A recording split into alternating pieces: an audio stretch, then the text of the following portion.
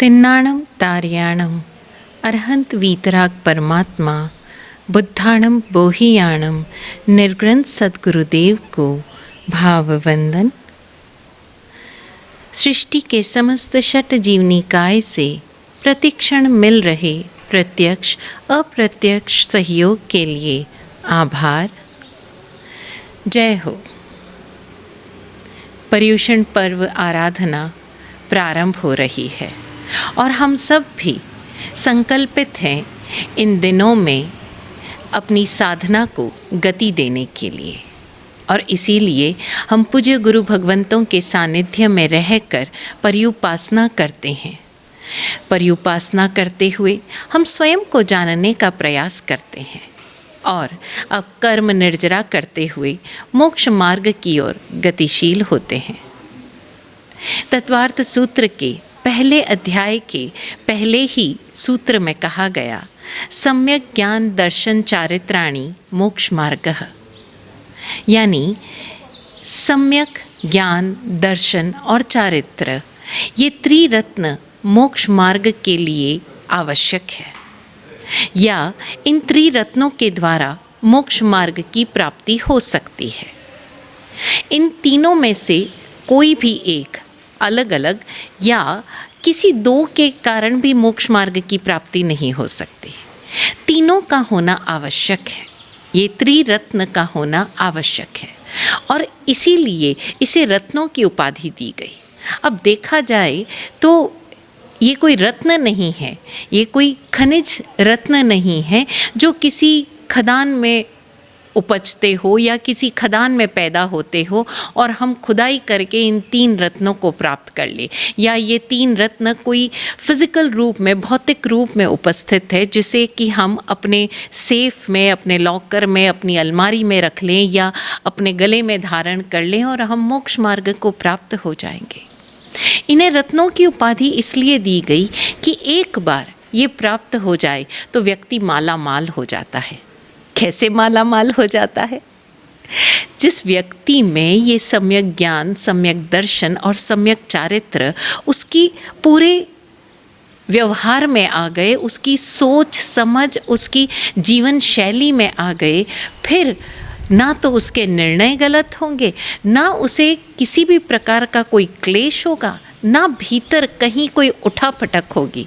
और जब व्यक्ति इतनी सरलता पूर्वक जीवन जिएगा, इतनी सम्यकता से जीवन जिएगा, सहजता से जीवन जिएगा, तो फिर कर्मों का बंधन ही कहाँ होगा।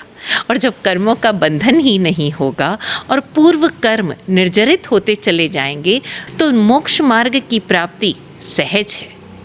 अब ज़रा हम इस सम्यक ज्ञान, सम्यक दर्शन, सम्यक चारित्र को समझने से पहले ये समझे ये सम्यक क्या है, सम्यक्त्व क्या है। देखा जाए तो सम्यक्त्व है एक neutral unbiased state of being. हमारा होनापन सम्यक है। सोचना, बोलना, करना तीनों जब एक साथ हो रहा हो, अलग अलग खंड खंड ना हो रहा हो, हमारे मन, वचन, काया ये तीनों योग एक दिशा में हो, एक हार्मनी में हो, समय में उपस्थित हो, तब हम कह सकते हैं ये सम्यक अवस्था है। अब देखा जाए तो ये इतनी सूक्ष्मतम अवस्था है, क्योंकि सम्यक होना यानी समय में होना। और समय क्या है? हम पहले भी इस बारे में बहुत बार बात कर चुके हैं कि समय है इस काल का वो हिस्सा जिसे और नहीं बांटा जा सकता। जैसे हमने शास्त्रों में अगर हम इसकी गणना की बात करें तो विज्ञान तो अभी तक भी इसकी गणना नहीं कर पाया है।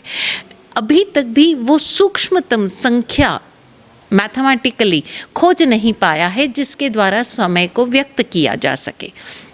हम कह सकते हैं कि समय काल का वो हिस्सा है जिसे और अधिक नहीं बांटा जा सकता, सूक्ष्मतम हिस्सा समय यानी इनडिविजिबल पार्ट ऑफ टाइम। और अगर हम शास्त्रों की बात करें तो उसमें कहा गया कि हम एक पलक झपकते हैं तब तक असंख्यात समय बीत जाते हैं। तो अब तक हम समय को ही नहीं जान पाए, तो मन, वचन, काया उस समय में एक साथ हो, एक सिंक में हो, एक हार्मनी में हो, ये ज़रा सा सोचने समझने, दिमाग के कैलकुलेशन की अवस्था में ज़रा मुश्किल लगता है। तो हम ज़रा इसको और थोड़ा सा मोटे स्तर पर समझने का प्रयास करें कि जब जब हमारा सोचना, बोलना और करना उसी क्षण में हो रहा हो, खंड खंड ना हो रहा हो, कि जैसे हमारा जो बोलना है वो तो हमारे पहले सोचे गई चीज़ों के आधार पर हो, तो जब हमारा बोलना पहले सोची गई चीज़ों के आधार पर, हमारे अनुभव, हमारे सो कॉल्ड इन्फॉर्मेशन, उसके आधार पर होगा, तो जब हम इस क्षण में बोल रहे हैं तब हमारा बोलना पूर्व आधारित, पूर्व संचित हमारी मेमोरीज, हमारे यादों के आधार पर है, हमारे उस सो कॉल्ड इन्फॉर्मेशन के आधार पर है। इस क्षण में हम उपस्थित नहीं हैं, इस क्षण में हम देख नहीं रहे हैं, हम जान नहीं रहे हैं। अब अगेन ये चीज़ें भी बहुत ज़्यादा सूक्ष्मतम नज़र आती है, दिमाग में बौद्धिक स्तर पर हम समझ पाते हैं, okay fine, when everything is in one line, in a linear side, तब हम कह सकते हैं हम समय में हैं। लेकिन ये सारी बातें एक काल्पनिक सी प्रतीत होती है, क्योंकि मन, वचन और काया, इन तीनों को कोई पकड़ने की चीज़ नहीं है। These can't be graphically represented. ये तीनों चीज़ें एक ग्राफिकली रिप्रेजेंटेड नहीं है जिसे कि हम एक लीनियर रूप में डिनोट कर सकें। तो हम ये नहीं कह सकते, ये सारी बातें बोलने के लिए सही है, लेकिन जब तक हम अभ्यास करके ये सम्यक अवस्था प्राप्त नहीं कर लेते, तब तक हम उसे जान नहीं पाएंगे, अनुभव नहीं कर पाएंगे। बौद्धिक स्तर पर हम जान रहे हैं, लेकिन अनुभव में नहीं आ रहा है। और अनुभव में कब आएगा? जब हम इस अवस्था के लिए अभ्यासरत होंगे, यानी प्रतिक्षण जानने का प्रयास करेंगे। अगर हम अभ्यास की बात करें तो हम देखें कि जैन दर्शन हमें सामायिक की बात सिखाता है। सारे ही जो जैन कुल में जन्मे हुए लोग हैं, वो सब बचपन से ही, या कहें जब से समझ आई तब से सामायिक के बारे में सुनते आ रहे हैं और सामायिक करते भी आ रहे हैं। जो साधु हैं वो तो आजीवन सामायिक का पचकान लेते हैं, सामायिक का प्रत्याख्यान करते हैं, और सावक भी जब जब वो कर पाते हैं तब 1, 2, 5, 10 जैसा भी हो उनको, वो सामायिक करते हैं। अभी पर्युषण के दिनों में तो बहुत सारे लोग स्थानक में, उपाश्रय में, मंदिर में रहकर दिन भर जितना समय उन्हें मिलेगा वो सामायिक का अभ्यास करेंगे। अब एक और धारणा यहाँ पर ये है, आप किसी से भी पूछेंगे कि सामायिक से क्या होता है, तो वो कहेंगे सामायिक से समभावों की प्राप्ति होती है, सामायिक से सम्यक्त्व की प्राप्ति होती है। लेकिन ज़रा हम गौर करें और हम अपने आसपास के लोगों से पूछें तो वो कहेंगे इतनी सामायिक करते हैं, लेकिन अभी तक तो इनका गुस्सा ही कम नहीं हुआ। इतनी सामायिक करते हैं, रोज़ मंदिर जाते हैं, बैठकर इतनी देर तक सामायिक करते हैं, गुरु भगवंतों का प्रवचन सुनते हैं, लेकिन अभी तक इनमें ये तेरा मेरा बात ख़त्म नहीं हुआ, अभी तक इनके भीतर वो जो बात को पकड़ कर रखना है वो ख़त्म नहीं हुआ, तो फिर कैसी सामायिक। और यही कारण है कि जो यंगस्टर्स हैं वो कहते हैं हम क्यों करें धर्म, हमें जब मोक्ष की प्राप्ति नहीं हो सकती। उन्होंने एक नया शब्द पकड़ लिया कि क्या पता हम अभवी जीव हैं, तो फिर धर्म करके क्या होगा, हमें तो मोक्ष प्राप्ति नहीं होना। देखिए हम कैसी कैसी गलियाँ निकालते हैं, और ये गलियाँ क्यों निकाल रहे हैं? क्योंकि हमारे भीतर सही समझ डेवलप नहीं हो रही है। हम सामायिक कर रहे हैं लेकिन समझ नहीं आ रही है, और एक धारणा बन जाती है कि जब हम सामायिक में हैं उस समय हमें समभावों में रहना है, बाकी 23 घंटे हम जैसे चाहे जी सकते हैं। अरे बाबा, जब हम सामायिक में हैं वैसे ही हमने प्रत्याख्यान लिया है कि हम वर्ल्डली अफेयर्स में, यानी कि सांसारिक क्रियाकलापों में हम जुड़ेंगे नहीं, हम उससे स्वयं को अलग कर रहे हैं, हम उससे अलग होकर अपने आप में अवस्थित होने का प्रयास कर रहे हैं। अच्छा, सामायिक के दौरान कोई आपसे दूसरी चर्चा भी नहीं करेगा, न बिजनेस की, न प्रोफेशन की, न घर गृहस्थी की, न मित्र मंडली की, न रिश्तेदारों की, कोई बातचीत ही नहीं करेगा। तो जब आपने स्वयं को उन सारी बातों से कट ऑफ ही कर दिया तो एक्शन रिएक्शन तो होगा ही नहीं, और जब एक्शन रिएक्शन नहीं होगा तब आप जब आप रिएक्ट ही नहीं करोगे तो हो सकता है आप उस क्षणों के लिए समभावों में रहने की प्रैक्टिस कर लो, लेकिन वो जो 1 घंटा आप समभावों में रहने की प्रैक्टिस करोगे, उसी से तो आप बाकी के 23 घंटे समभावों में रहने की अभ्यास कर पाओगे। तो सामायिक का अर्थ ये नहीं है कि वो 1 घंटे में समभाव में रहना है, वो 1 घंटे में आप समभावों में रहने का अभ्यास करोगे ताकि बाकी 23 घंटों पर भी उसका प्रभाव हो। जैसे आप सुबह सुबह नहाते हो, स्नान करते हो, तो जब आप सुबह नहाते हो तो क्या सिर्फ नहाते समय फ्रेश रहते हो? नहीं ना। आप जब उस समय नहाते हो तो पूरे दिन उसकी फ्रेशनेस आपके भीतर बनी रहती है। वो जो ताजगी है वो एक बार नहाने से पूरे दिन बनी रहती है ना। आप एक बार भोजन करते हो तो उस भोजन से प्राप्त ऊर्जा से आप दिन भर चलते हो। ऐसा थोड़ी है कि आप जब भोजन करोगे तभी आपके भीतर एनर्जी क्रिएट होगी और जब भोजन नहीं करोगे तो एनर्जी बिल्कुल डिसॉल्व हो जाएगी। नहीं ना। उसी तरह से जब हम उस 1 घंटे समभावों में रहने का, सम अवस्था में रहने का प्रयास करते हैं तो दिन भर हम उसी अवस्था में रहते हैं। अब ज़रा फिर देखें कि ये सम होना क्या है। सम is neutral state, unbiased state, doubtless state, desireless state, या हम और कहें तो इक्विलिब्रियम स्टेट, जहाँ पर कोई लेवल्स नहीं है, कोई पोल्स नहीं है। वरना तो हम देखें ज़िंदगी जीते हुए हम या तो एक पोल पर जाते हैं या दूसरे पोल पर। अभी जैसे एक व्यक्ति जो हमें बहुत प्रेम करता है तो हम उसके लिए सब कुछ लुटाने को तैयार है, उसकी गलतियों को भी नज़रअंदाज कर लेंगे, वो हमारी तारीफ़ करेगा, आप उसकी तारीफ़ करोगे। हम इस एक पोल पर आ गए और जैसे ही उस व्यक्ति ने आपको गलत ठहरा दिया या कभी आपको नेग्लेक्ट कर दिया, या जैसा होता है ना आमतौर पर बातचीत में कि कभी आपको इग्नोर कर दिया, कभी आपकी बात को माना नहीं या आपको गलत ठहरा दिया दूसरे की अपेक्षा में, अब आप दूसरे छोर पर चले जाएंगे। कई लोग अपनी ज़िंदगी में जीते हुए अपना बिजनेस छोड़ देंगे, अपनी जॉब छोड़कर, और मात्र एक सम्यक अवस्था में रहने का प्रयास करते हैं कि जो है वो बराबर है। अभी क्या हुआ कि हम उस सम्यक अवस्था में आ गए, लेकिन उस सम्यक अवस्था में आने के बाद भी ज़िंदगी है, जीवन है और जीवन चलता रहता है, रुकता नहीं है। कोई ऐसी घटना हो गई तो उन्हें लगता है अरे हमने तो जीवन भर इतना धर्म किया, इतनी सामाई की, फिर हमारी ज़िंदगी में ये दुख क्यों आया। तो हम ज़रा समझें कि जीवन अपनी गति से चलेगा और समभावों से आपके जीवन में आने वाले जो निमित्त हैं, जो घटनाएं हैं, जो भी घटनाएं हैं वो रुक जाएगी ऐसा नहीं है, लेकिन आपके भीतर अगर वो सम्यक दृष्टि पैदा हो गई तो उन घटनाओं को देखने की जो आपकी अवस्था है वो बदल जाएगी। अब आप विचलित नहीं होंगे, अब आप उन घटनाओं को एज इट इज़, जैसी वो है कि भाई आया और आपने सहन कर लिया। इसे एक और एग्जाम्पल से समझे, day to day life example से, कि जैसे आपके बच्चे हैं, है ना, घर में बच्चे रहते हैं। अभी बच्चे अपनी इच्छा से पढ़ लिख रहे हैं, आपके आसपास भी लोग पढ़ लिख रहे हैं। अभी कोई बच्चा आपका कहीं बाहर जाकर पढ़ना चाहता है, राइट।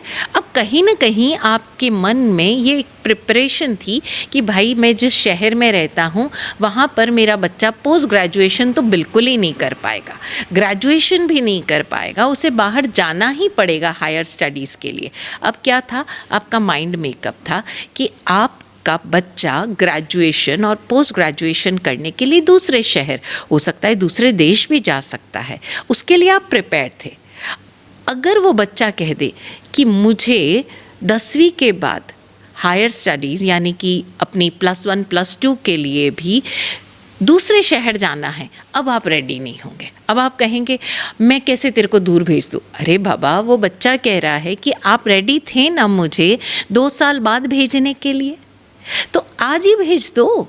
आप मुझे अगर ग्रेजुएशन के लिए दूसरे शहर भेजने को राज़ी थे, पोस्ट ग्रेजुएशन के लिए आप मुझे विदेश भेजने को राज़ी थे, तो क्या फ़र्क पड़ता है अगर मैं +1 और +2 भी दूसरे शहर जाके करूं। लेकिन चूंकि आपके भीतर वो स्वीकार भाव नहीं था, तब आप बोलोगे मेरा बच्चा मुझसे दूर हो गया, मेरा बच्चा मेरे पास नहीं रहना चाहता। और सपोज़ आप रेडी नहीं हो और आपके घर वालों ने, यानी आपके पति ने या आपके बच्चे ने ज़िद करके दूसरी शहर चले गए, तब आप क्या बोलोगे?